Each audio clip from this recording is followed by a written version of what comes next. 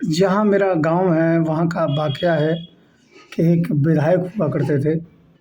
अब वो विधायक नहीं रहे, तो जब हम उनके घर जाते थे बड़ा खुश होते थे, हमें गले से लगा लेते थे, बताइए कोई काम बताइए। और हम सोचते थे कि ये तो बहुत ज़्यादा प्रेम करते हैं हमसे। तो एक बार हमने कहा, विधायक जी यदि आपका आशीर्वाद चाहिए तो आप लगभग 10 बार विधायक हो चुके हो, एक बार हमें मौका दे दो। उसी समय से विधायक जी शत्रु हो गए, दुश्मन हो गए। इसी प्रकार से मोदी जी की कहानी है।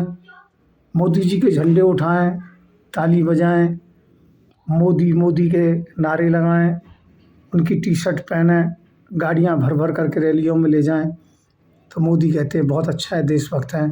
पर मोदी जी से जब हमने कहा कि अब तुम हटिए, सेवा का मौका हिंदू सेना को दीजिए, हम लोगों को दीजिए, तभी से शत्रुता बढ़ती चली गई। और उसके बाद में हमें तिहाड़ में डाल दिया।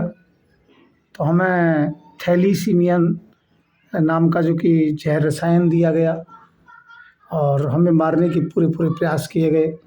फिर भी हम नहीं माने। हमने कहा, मोदी जी आप गाय का मांस बेचते हैं, दोगुना चौगुना गाय का मांस जो कि बिक रहा है विदेश में। तो फिर हमारे ऊपर रेप के केस 18 लगाए गए।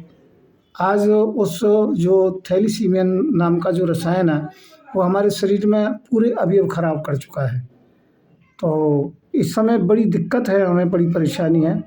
हम चाहेंगे कि निष्पक्ष इसकी जांच होनी चाहिए। एजेंसियों से निवेदन है और राष्ट्रपति महोदया से निवेदन है, निष्पक्ष जांच हो और जो हमारे जीते जी उनको दंड मिले, उनको जेल हो, जिनके इशारे पर हमें ये तिहाड़ में 1 नंबर में जो कि जहर दिया गया था, थैलीसीमिया उनका नाम का, क्योंकि डॉक्टरों ने सिद्ध कर दिया है कि आपको ये जहर दिया गया है।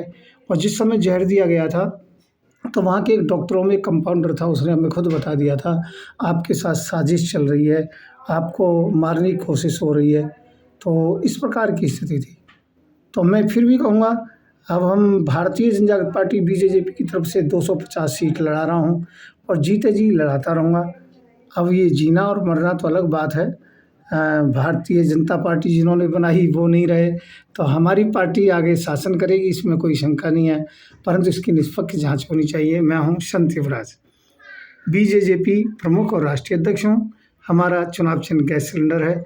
हमें न्याय मिलना चाहिए और इसकी निष्पक्ष जांच होकर अपराधियों को दंड मिलना चाहिए। धन्यवाद।